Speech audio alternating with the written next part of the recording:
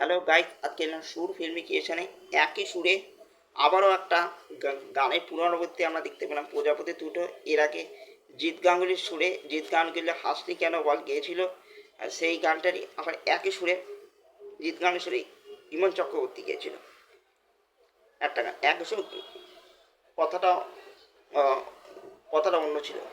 এইবারে এইবারে যে গানটা আছে থাক পড়ে থাক, যে গানটা প্রিয় চট্টোপাধ্যায়ের কথায় জিৎ গাঙ্গুলির সুরে তিমির বিশ্বাস গিয়েছে, আর তার আগে একই সুরে ছিল আজ থেমে যা, সেটা পুষারের কথায় জিৎ গাঙ্গুলির সুরে নচিকেতা গানটা গিয়েছিল। দুটোই হচ্ছে দুঃখের গান, একই সুর, কিন্তু গানের কথাগুলো আলাদা। কিন্তু সেই দুঃখের গান এখানে সেই দেব, মিঠুন, অনুবেগা, তারপর হচ্ছে শকুন্তলা বড়ুয়া সবাইকে দেখা যাচ্ছে দুর্দান্তভাবে দেখা যাচ্ছে। আরও অপরিচিত আরও অন্যান্য অভিনেতা দেখা যাচ্ছে। সেটা একটা ইমোশনাল গান, তিনটে প্রজন্মকে দেখাচ্ছে। মিঠুনদা, অনুবেগা, দাদু আর নাতির সম্পর্ক, দেবদা মিঠুনদার কেমিস্ট্রি, বাবা ছেলের সম্পর্ক, এগুলি দেখাচ্ছে সেই দুঃখের গান।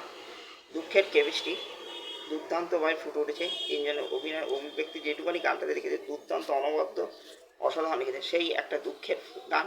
আর যে যে জায়গার লন্ডনের ব্যাপার স্যাপারগুলো শুরু করে দেখানো হয়েছে, বা এইখানে দুর্দান্ত ক্যামেরাবন্দি করা আছে, সব কিছু ভালো ছিল ভাই। আবারও আমাকে ইমোশনাল করলো গানটা ভাই, অসাধারণ হচ্ছে। তিমির বিশ্বাস জাস্ট ফাটিয়ে দিয়েছে ভাই, মনটা পুরো আমার দুঃখময় করে তুললো।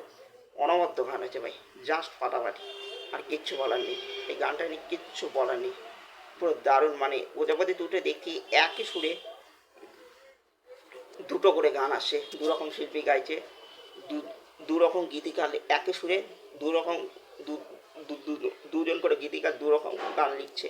এই ব্যাপার সব লক্ষ্য করা যায়।